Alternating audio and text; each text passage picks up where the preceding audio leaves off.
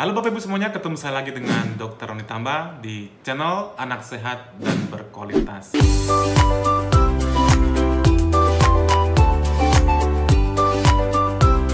Kali ini saya akan membawakan materinya agak lumayan berat, yaitu anti nutrisi pada makanan pendamping ASI. Artinya anti nutrisi ini adalah zat-zat yang terdapat dalam makanan yang bisa menghambat keefektifan atau menghambat penyerapan zat-zat makanan dari sumber makanan yang lain. Jadi ini hanya sebagai pengayaan bagi Bapak Ibu semuanya bahwa ada kandungan dalam makanan itu yang sebenarnya tidak baik, walaupun di satu sisi dia ada gunanya. Kita akan bahas pelan-pelan, mudah-mudahan nanti Bapak Ibu bisa mengerti maksud penyampaian saya. Jadi bagi Bapak Ibu yang baru pertama kali menyimak materi kami, jangan lupa klik subscribe-nya, like dan boleh di-share kepada teman-teman yang lain. Dan juga kepada yang sudah rajin menyimak materi kami, saya ucapkan terima kasih, mudah-mudahan berguna bagi kita semua. Kita mulai pembahasannya.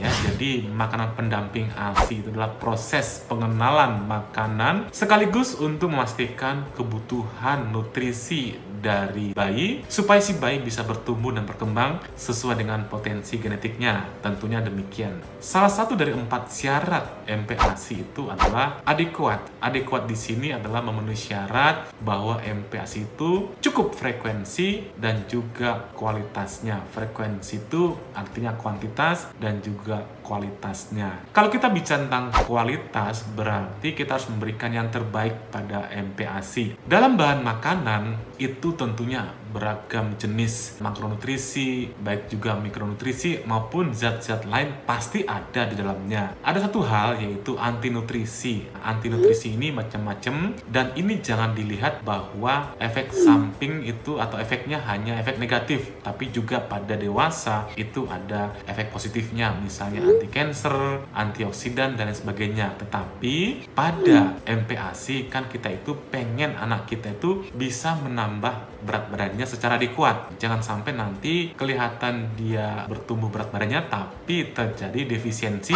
nutrisi yang lain, khususnya mikronutrisi, misalnya mineral dan juga vitamin-vitamin yang lain. Jadi anti nutrisi adalah satu zat yang dapat mengurangi yang namanya bioavailabilitas daripada nutrisi, baik nutrisi pada kandungan makanan itu sendiri atau dari kandungan makanan lain. Sehingga kita, orang tua, diharapkan bisa membatasi jumlah dari kandungan makanan ini. Anti nutrisi itu dominannya terdapat pada sumber makanan dari nabati, terutama sereal ya, dan juga legum. Apa tuh serealia dan legum? Kita lihat contohnya. Sereal itu adalah biji-bijian. Contohnya itu padi, jagung, dan juga gandum. Sebenarnya kan kalau kita hitung-hitung atau kita pikirkan, nah ini kan makanan-makanan pokok sebenarnya. Indonesia makan pokoknya itu adalah padi. Kalau di Indonesia sebagian tempat itu mungkin jagung sebagai makanan pokoknya. Kalau di Eropa atau Amerika itu misalnya gandum dan lain sebagainya.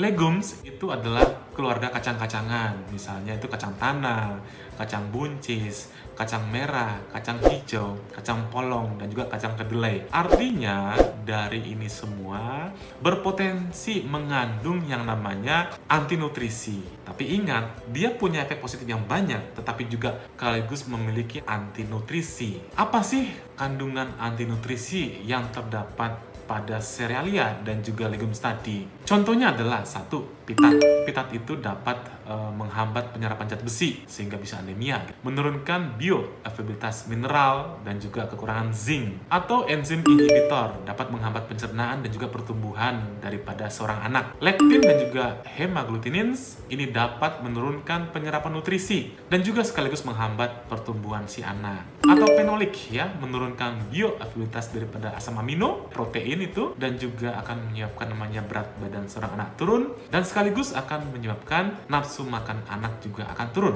Saponin ini dapat menurunkan integritas epitel sel cerna sehingga penyerapannya tidak maksimal dan juga mengganggu penyerapan vitamin A dan juga vitamin E.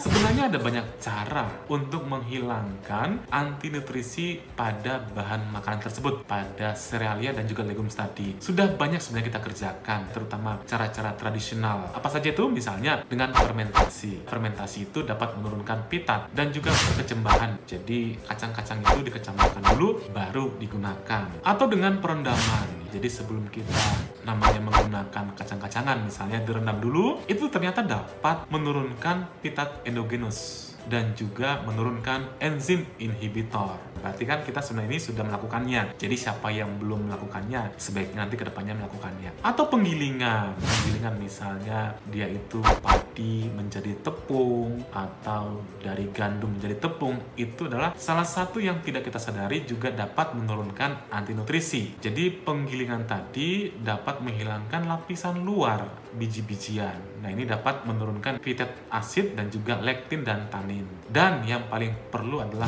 memasak. Nah, memasak ini dapat menurunkan pitik asid dan juga polifenol. Kesimpulannya, oke, kita tahu bahwa makanan serealia dan juga legumes tadi ada banyak manfaatnya, terutama sumber protein nabati dan juga sumber karbohidrat dan juga mikronutrisi lainnya. Tetapi di satu sisi dia juga mengandung anti nutrisi. Untuk mengurangi anti nutrisi tadi, maka sebaiknya kita sebelum menggunakan atau sebelum memberikan pada anak kita, lakukan olah makan itu sebagaimana yang seharusnya. Misalnya nih contohnya padi ya dimasak dulu, atau misalnya padi jadi beras dimasak dulu gitu ya, atau misalnya kacang-kacangan kulit luarnya dilepas dulu dan juga direndam. Nah, itu adalah cara-cara kita untuk menurunkan zat-zat anti nutrisi tadi.